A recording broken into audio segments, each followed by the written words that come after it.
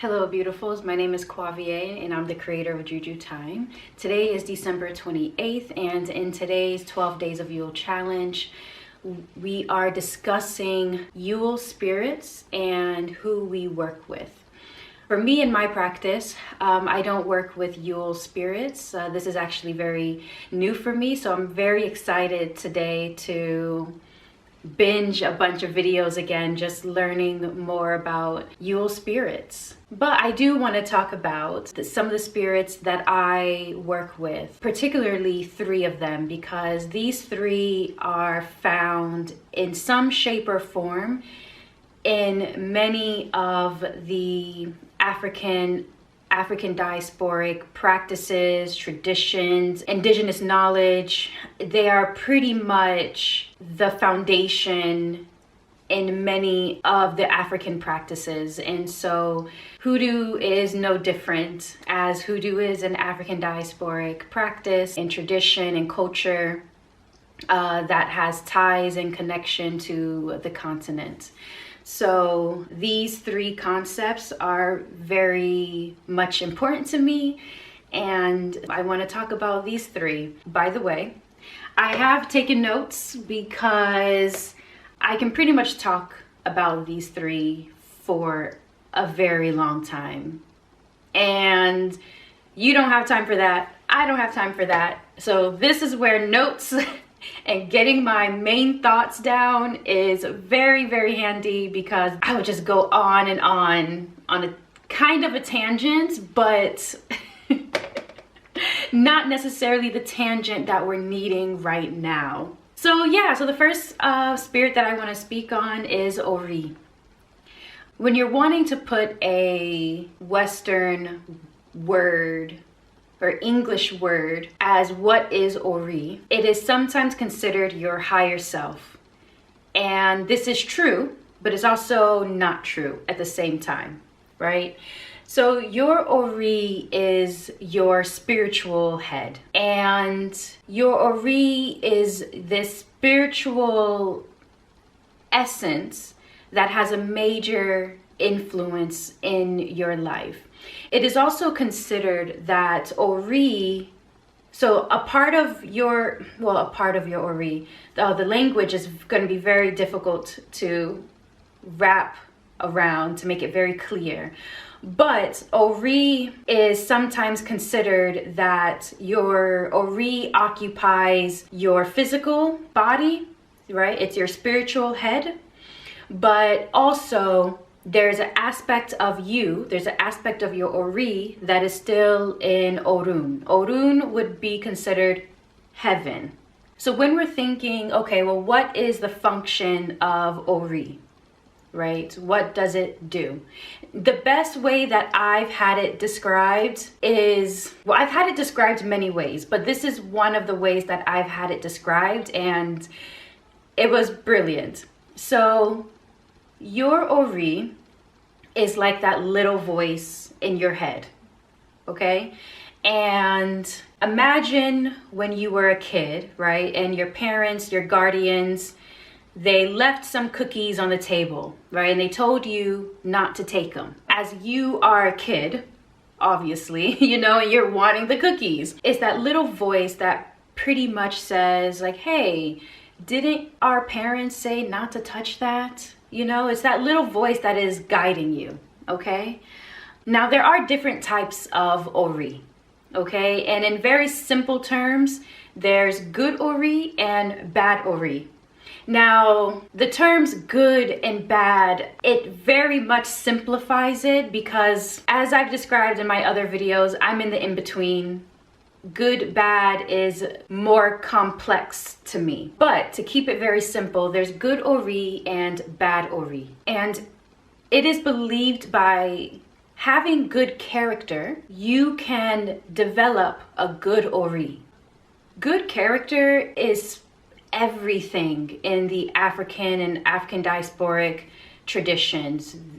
Good character and how to have good character, how to develop good character is everything that we're meant to do to evolve ourselves, right?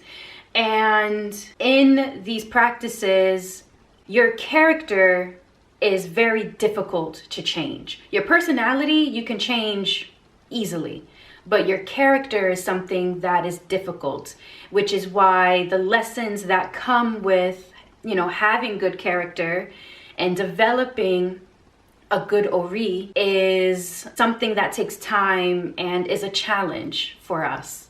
But it's what we are here to do. So our ori is also the holder of our destiny as well. Our ori knows exactly where our destiny lies. They hold it, and they are very much a guide. But at the same time, because you have your own will, your ori also is like a child, and it wants to please you. So, for example, your ori knows exactly where it is that you need to go, okay? But it definitely takes cues, and it takes your word and your will into consideration as well. So for example, if you say constantly, just to keep it very simple, oh, dating is trash. Oh, I hate dating. It's really like the worst out here to date people or whatever, right? This is not inherently what your ori knows, because the workings of earth and what's difficult or not difficult doesn't matter to ori, because ori knows where you're going and who you're going towards and your purpose and all of this. So if you say to your ori, for example, dating is hard, ori will say, oh, okay, it is. And then that is where it will start to guide you. Because it wants to please you. It wants you to experience everything that you want to experience. It wants you to experience life. It wants you to experience the joys of being alive. So it's very much a child in that way of just wanting to please you, not realizing that that is not technically what you're wanting. You're not wanting a trash date life, or like, oh, I'm broke, and ori's like, wait, we are? Oh, okay. And so it's very much your words definitely having power, your will definitely having power, but also at the same time, your ori also just housing this extreme, beautiful knowledge of your destiny and knowing exactly where you are needing to go. So in a lot of prayers that I say, for example, is to tell my ori to guide me to my destiny, to take me where my destiny lies. There's very much an instructional aspect where you are leaning on your ori, and your ori is listening to you. So this is where, yes, ori is your higher self, but also it's a lot more complex than just that. You'll find for a lot of people, they have an altar that is dedicated to their ori, which is basically an altar dedicated to themselves. And it's just a space where you can listen to that little voice. You can heal, develop your character, and just do all the things that will guide your ori to be a good ori, to be an ori that will guide you well and guide you to where you're needing to be and what you're needing to experience. So yeah, that's a little bit about ori. And it's very fun to talk about because it's just weird. It's actually, and it's more just complicated at the same time, but those were a bit of how it was described to me. And from my prayers and from my experience, yeah, your ori is very much, at least for me, I can only speak for myself, but yeah, Ori definitely takes cues of what I want to experience, as long as I listen to my Ori. So there's also a connection to intuition as well, because how your Ori speaks to you is different. You know, some people, they literally hear a little voice that is like, no, don't do that. I'm not sure about that one. You know, some people, they just have like this gut feeling where it's like, ah, wow, this, or sometimes it's not just negative. It could be also very positive where it's like, oh, that excites me. I don't know why I want to go this way. Let's go this way. And they just go that way. And then they find this cute little antique shop. That's actually something that happened to me, you know?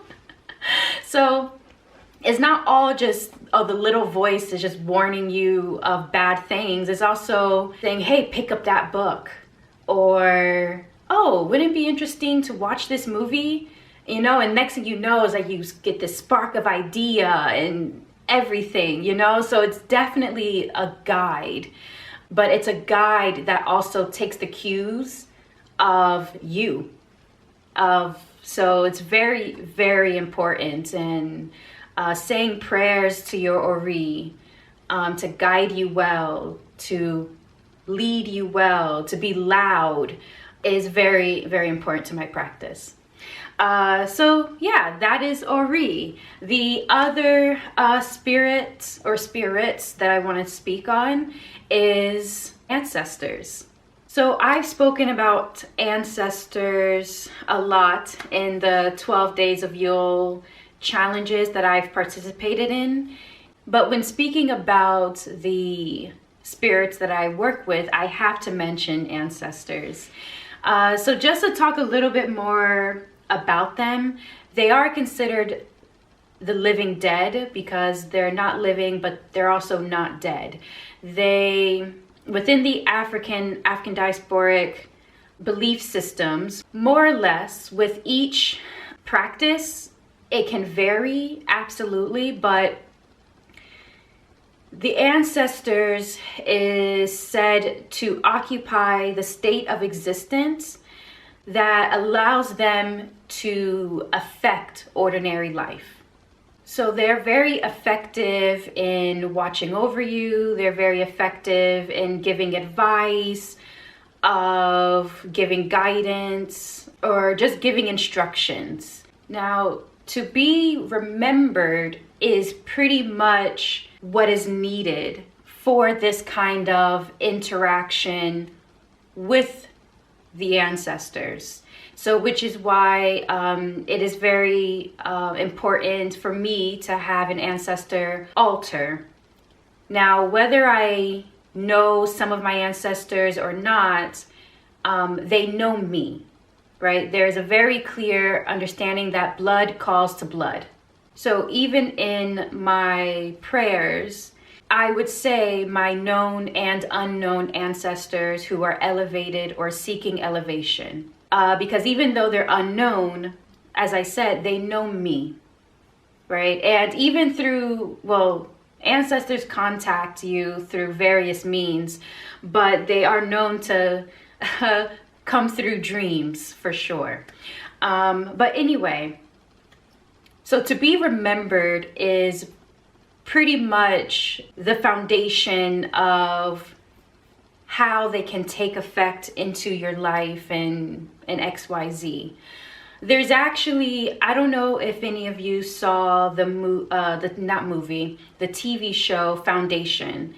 And I believe in the first season, I don't know which episode, I don't remember which episode, but there's an episode where the Empire, I believe it's day, so there's dawn, day, and dusk. And I won't ruin it for those who have not seen it. I would totally recommend that you watch it, by the way. I thought it was nice. So anyway, so day pretty much captures this one girl because she did something bad. I won't spoil it, but she did something bad and he's gonna punish her. As a punishment, other than putting her in jail in a specific horrific way, by the way. But a part of her punishment is that with a snap of his fingers, he ordered the death of anyone who knew her, whether that was a teacher who taught her, whether it was her first kiss or anything like this, gone. So pretty much at that point, no one knew that she existed. And the whole point was so that way she would be forgotten, that there was no one else alive that would be able to even say her name because they don't even know her. I think he even went so far to kill off in the show, like a person that she just casually was talking to one day, gone. Like really crazy. But this, when it comes to ancestors, to link it back, this is considered death, right? That is considered death when you no longer acknowledge or remember your ancestors. So for me in my practice, a part of my awakening, a part of my remembrance, as I've spoken about in the other challenge when we spoke about death and rebirth, is for me to wake up my ancestors, to wake them up and to let them know that I'm calling them, to let them know that I am here, and that if they are elevated or they're seeking elevation, that we can work together to affect change in my life, so that way that can happen for myself and for them, or at least the ones seeking elevation, because the ones who are elevated, they've already elevated. So yeah, there is that aspect of being remembered that is super important, which is why, as I said, there are altars and shrines that are created to honor and acknowledge the ancestors. So your ancestors, other than they can affect change and give you advice and all these things, as I've already described, they can also pass on blessings, right? Blessings that they had, and they can pass them on to you. This also accompanies, of course, ancestral trauma, ancestral curses that you may become aware of that is within your bloodline or that you have inherited because of history. These generational traumas, these generational curses, they're not there to scare you. Because you've been made aware of them, there are processes within the traditions that can be done to help alleviate these traumas, to help alleviate these curses.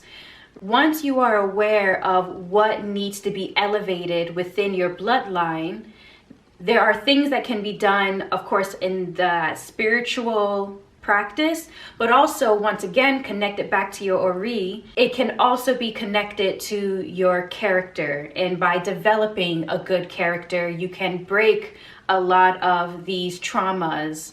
You can, it can bring about more healing.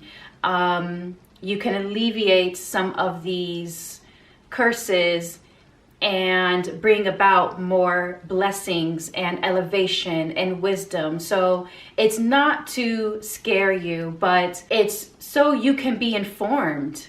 There's always that one person in the family, and perhaps if you're watching this video, you're probably that person in your family that just notices things. It's like, wow, my dad went through that, my mom went through that, I went through that. Like, you're just noticing, and it feels like no one else is noticing it. And it's like, how is it that I'm the only one that's noticing? It's perhaps because a part of that information that is needed for the elevation of your character, of your bloodline, of just what they need as well. So there's in my opinion, it's just a massive just healing that you are participating in when you engage with your ancestors, at least when I do. I dedicate one day to my ancestors once a week. I think I said it in another video, this for me is Thursdays, because Thursday is the day that I was born. And so I'm a Jupiter's baby. And so why not, why not, you know, speak to my ancestors on a daily basis, not daily, on a weekly basis, to further develop a relationship where we are all just healing, and there's more blessings that are coming through because of these healings, and there's more character development that I'm needing to go through, that my Ori is needing me to go through, so that way I can continue the mission that my soul is needing. So as blessings can be passed down through generations and through your ancestors, so can deities can be passed down as well.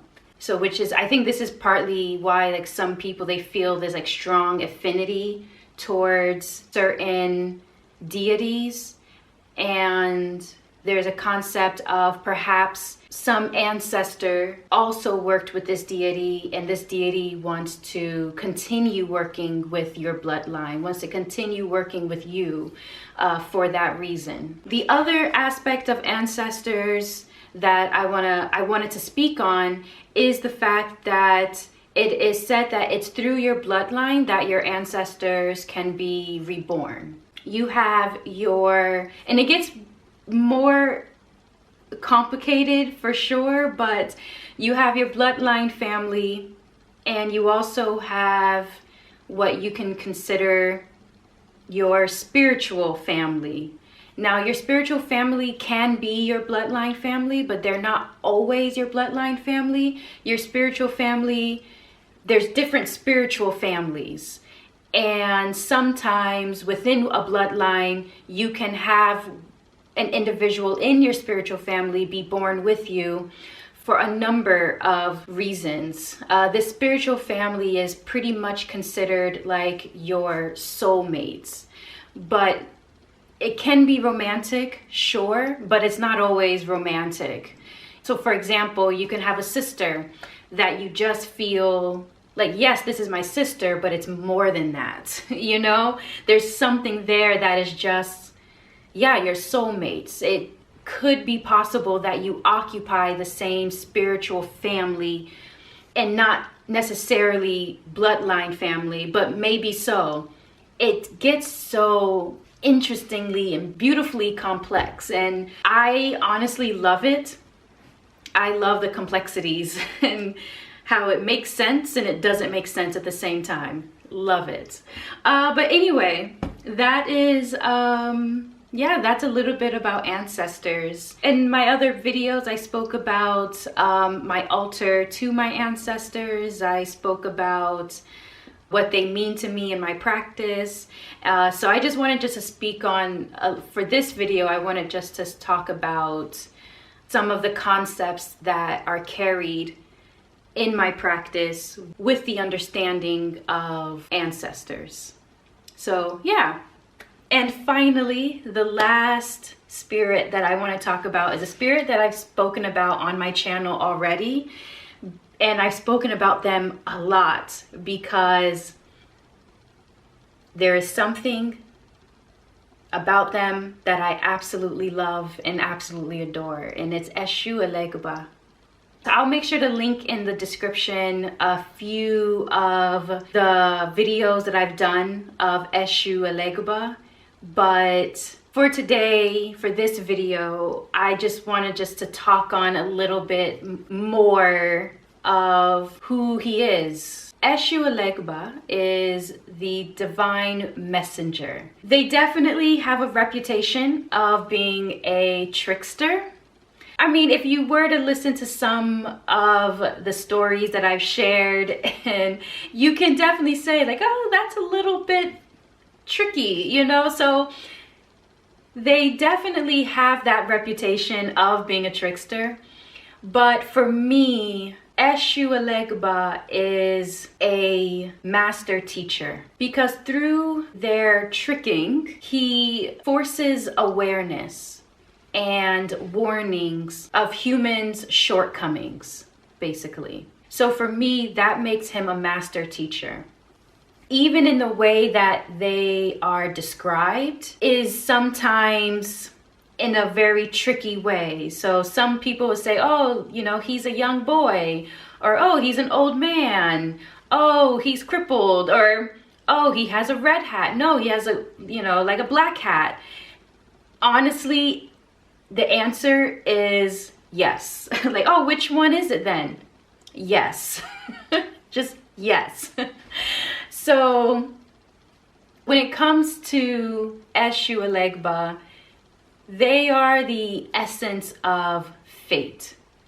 And because of this, they don't occupy these concepts of good and bad. They coexist in both, basically.